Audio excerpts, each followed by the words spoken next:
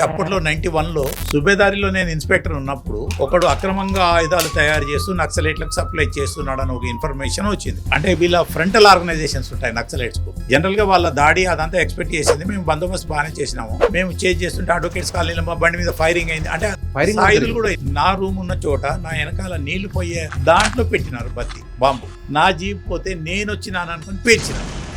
నేను కానీ ఆ రోజు పోయి ఉంటే మా ఇంటి దాకా ఈయన వచ్చింది. ఏదో జరిగిందనే వరకు మీకు సౌండ్ వచ్చింది. అంత పెద్ద సౌండ్ వచ్చింది. కలెక్టర్ బంగ్లా ముందే మా పోలీస్ స్టేషన్. నా సీటు ఎగిరి 1 కిలోమీటర్ అవతల పడ్డది.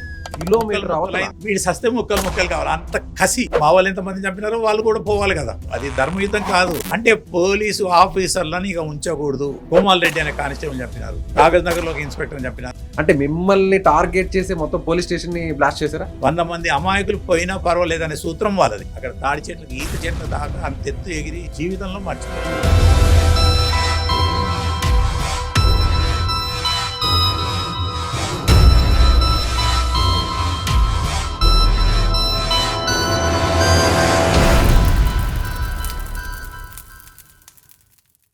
మన దేశంలో ఇటీవల జరిపిన అధ్యయనాల ప్రకారం 60 ఏళ్ల వయసు దాటిన వారిలో చాలామంది మోకాళ్ళ సమస్యలతో బాధపడుతున్నారు. అందులో మోకాళ్ళ చిప్పులు అరిగిపోయి చాలామంది సర్జరీకి వెళ్తున్నారు. అయితే సర్జరీయే దిక్కు అనుకునే వారికి ఎపియాన్ పెయిన్ క్లినిక్ ఒక శుభవార్త చెప్పింది. ప్లాస్మా థెరపీ ద్వారా ఈ సమస్యకు చెక్ పెడుతుంది. సో ఇమీడియట్గా ఈ సమస్యతో బాధపడేవారు ఈ కింద నెంబర్కు కాల్ చేయండి. నమస్తే, నేను విజయ్. మనతో పాటు ఉన్నారు మాజీ ఏసీపీ, అదేవిధంగా ఒకప్పటి ఎన్కౌంటర్ స్పెషలిస్ట్ చంద్రమౌళి గారు. సార్ నమస్తే. సార్ నమస్తే అండి. సార్, అప్పుడు నక్సల్ మూవ్మెంట్ చాలా బాగున్నప్పుడు హడల్ టెర్రర్, మీరంటే అందరూ కూడా టెర్రర్, అప్పుడు వణికిపోయేవారు. అలాంటి టైంలో మీరు ఇప్పటికీ మర్చిపోలేని ఒక కేస్ స్టడీ. సుబేదారిలో నేను ఇన్స్పెక్టర్ ఉన్నప్పుడు సార్ సుబేదారికి నన్ను పోస్టింగ్ చేసినారు. ఒక రోజు కలెక్టర్ ఆఫీస్ దిగ్బంధము అని నక్సలైట్లకు అనుబంధ సంస్థ రైతు సేవా సమితి అని ఉండేది. వాళ్ళ ఫ్రంటల్ ఆర్గనైజేషన్. జనరల్ గా వాళ్ళ దాడి అదంతా ఎక్స్పెక్ట్ చేసింది. మేము బందోబస్తు బాగానే చేసినాము. కొన్ని 100,000 ట్రాక్టర్లు వచ్చినాయి. 1000 జనం వచ్చినారు. రైతు ఉద్యమం పేరుకు రైతు ఉద్యమం. వచ్చే వాళ్ళందరూ వాళ్ళ వాలంటీర్సే. ఏ మాత్రం అవకాశం ఉన్నా కాలబెట్టడం, చంపడం, ఏదో చేయడం. లేకపోతే కలెక్టర్ ఆఫీస్ ని ఒక్కసారి ఏదైనా దాడి చేసినారనుకోండి, చరిత్రలో అది నల్లగా మచ్చగా మిగిలిపోతుంది. అట్లాంటిది కావద్దని మేము ఏం చేసినామంటే ట్రాక్టర్ల నుంచి జనం దిగక ముందే ట్రాక్టర్లు పంపించేస్తట్టు డ్రైవర్ ఉంచకూడదు, అక్కడ దిగనీయకూడదు అనే లోపల గొడవలైనాయి. కొంతమంది దిగినారు, అల్లరి చేసినారు, పగుల కొట్టినారు. మేము చేంజ్ చేస్తుంటే అడ్వకేట్స్ కాలనీలో మా బండి మీద ఫైరింగ్ అయింది. అంటే సాయుధులు కూడా అయినారు. సాయుధులు కూడా వచ్చినారు ఆ రోజు వాళ్ళతో పాటు. రైతు సేవా సమితి ఆధ్వర్యంలో రైతు ఉద్యమం నిరసన అన్నారు. కానీ అక్కడేమో ఆల్రెడీ నక్సలైట్లు వచ్చేసారు. వాళ్ళ కవర్ లో వీళ్ళు వస్తారు. ఖాళీగా దాని వెనకాల ఒక పెద్ద గోతుండే, విడిచిపెట్టినట్టు అది ఉండే. దాంట్లో నుంచి వైర్లు వేసినారు పోలీస్ స్టేషన్ అంటే ప్రైవేట్ ఇల్లు, ప్రైవేట్ ఎవరైనా రావచ్చు. నా రూమ్ ఉన్న చోట నా వెనకాల నీళ్లు పోయే చిన్న నాలా అంటారు, దాంట్లో పెట్టినారు బత్తి bomb. So police station different places లో పెట్టినారు. మీ క్యాబిన్ లో కూడా పెట్టేశారు. నా సీటు, నా రూము వెనకాల బయట నుంచి వచ్చి ఆ గోడ మధ్యలో నుంచి నీళ్లు పోయే దాంట్లో పెట్టినారు. ఆ పైప్ లో నుంచి తీసుకొచ్చారు. సో ఎదురుగా బయట జవాన్లు వచ్చినారు, రాత్రి వెళ్ళిపోతున్నారు. ఆ టైంలో నా జీప్ పోతే నేను వచ్చినాను అనుకుని పేల్చినారు. మీరు ఆ జీప్ లో లేరు? నేను ఇంటి దగ్గర దిగిపోయినా. నాకు కరెంట్ లేదు కదా. కరెంట్ లేకపోయేసరికి నేను ఉన్నానా లేదా వాళ్ళు ఊహించుకోలేకపోయారు. మా ఇంటి దాకా ఈయన వచ్చింది. ఏదో జరిగిందనే వరకు మీకు సౌండ్ వచ్చింది. అంత పెద్ద సౌండ్ వచ్చింది. కంట్రోల్ రూమ్ నుంచి టెలిఫోన్ వచ్చింది. సార్ ఎక్కడ ఉన్నారు సార్ అని. ఇంట్లో ఉన్నాను అంటే మీ పోలీస్ స్టేషన్ పేలింది అని చెప్పినారు సడన్ గా. ఎంబడే కింద ఇన్స్పెక్టర్ ఉంటే నేను ఆయన కలిసి వెళ్ళిపోయేసరికి అప్పుడు కలెక్టర్ గారు బీపీ ఆచార్య గారు ఉన్నారు, ఐఏఎస్ ఆఫీసర్.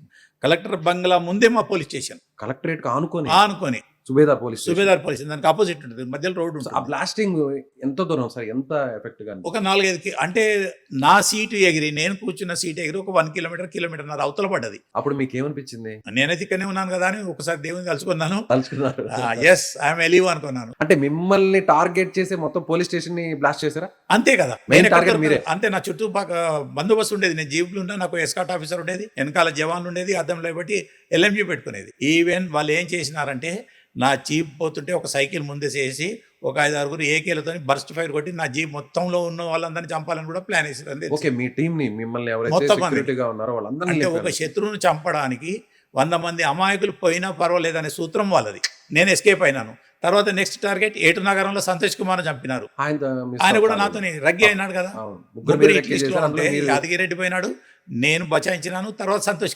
సంతోష్ కుమార్ను ఏటూరు నాగారంలో పనిచేస్తుంటే మేము అందరం అప్పుడు ప్రభుత్వాన్ని అడిగినాం, ఆయన హిట్ లిస్ట్ లో ఉన్నాడు సార్, అతన్ని వేయొద్దు అంటే కూడా అతన్ని అక్కడే ఉంచినారు. అప్పుడు Posting కాంగ్రెస్ అక్కడే. గవర్నమెంటే పోస్టింగ్ అక్కడే ఉంచారు. అక్కడే ఉంచినారు. ఎలక్షన్ రోజు రాజీవ్ గాంధీ చనిపోయి వాయిదా పడ్డ తర్వాత పోలీస్ స్టేషన్ ఎలక్షన్లు వచ్చినాయి. ఎలక్షన్లలో ఎవరో వాళ్ళే కొరియర్తో చెప్పినారు ఇక్కడ ఎలక్షన్ బంద్ అయింది, దళం వచ్చిందంటే ఆయన 2 జీబులు నిండా సిఆర్పిఎఫ్ వాళ్ళని తీసుకొని పోయినాడు. ఒక ఎయిర్ వచ్చింది, ఎయిర్లో వస్తే ఒక డ్రైవర్ పాపం ఇప్పటికి బతుకున్నాడు, ఆయన ఎస్ఐ అయినాడు. ఏరంటే వాటర్ వాగు. వాగులో ఏమైందంటే ఈ ఇన్స్పెక్టర్ గారు డ్రైవర్ని ఏమన్నాడంటే ఎంత లోతుందో చూడు, నేను స్టీరింగ్ తీసుకుంటాను అన్నాడు. ఆ డ్రైవర్ ముందు నడిచినాడు, లోతు చెక్ చేయడం లోతు కోసం చెక్ వాగులో చేయడానికి దిగాడు. ముందు నడిచినాడు. ఒక జీబు, దాని వెనకాల 2 జీబులు. ఈయన డ్రైవ్ చేస్తున్నారు. ఇన్స్పెక్టర్ గారు డ్రైవ్ చేస్తున్నారు. ఆయన Okay. పక్కకు కొత్తగా ఒక ఎస్ఐ కూర్చున్నాడు. ఆయన కొత్తగా పెళ్ళైంది, 1 రోజులు కూడా కాల. అయ్యో ఎయిర్లో నుంచి పైకి వచ్చింది, ఇంకో జీబు ఎయిర్లో నుంచి బయటకు వచ్చింది, 2 జీబులు బ్లాస్ట్ చేసినాం. అబ్బా. అక్కడ తాడి చెట్లకు, ఈత చెట్ల దాకా అంత ఎత్తు ఎగిరి శవాలు వేలాడబడ్డాయి. బాడీస్ అంతా బాడీస్ అంత పేలుడు దాడి. అంటే పోలీసు వాళ్ళ మీద అటెంప్ట్ చేస్తే ఎట్టి పరిస్థితుల్లో బతకకూడదు, దాని కొరకు మాక్సిమం పేలుడు పదార్థాలే ఉపయోగించినారు వాళ్ళు. ముక్కలు ముక్కలే చేస్తారు దాంట్లో, జీవితంలో మర్చిపోలేవు. రైట్ సార్, థ్యాంక్ అది ఒక్కటి కాదు, చాలా ఉన్నాయి కానీ వద్దిగా. యూ.